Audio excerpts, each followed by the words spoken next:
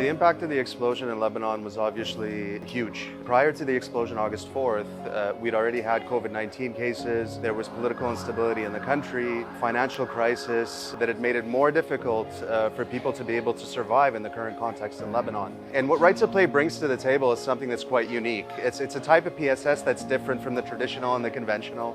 It's something that includes music, it includes sports, it includes a whole host of techniques and approaches that really are at the essence of what children are looking for in situations like this. نحن كرايت بلاي عم نقدم دعم نفسي اجتماعي لكثير أسباب، أهم سبب منه إنه نرجع نعزز شعور الطفل بالثقة بالنفس والشعور بالأمان، بالإضافة إلى إنه يقدر كيف يكون عم يتفاعل مع المحيط وتحسين العلاقات الاجتماعية. هاي النشاطات بتأثر كثير لو شوية ضحكة بسمة زرعتيها على وجه طفل ساعة بتنسيه يمكن يومين بكي، يومين رعب.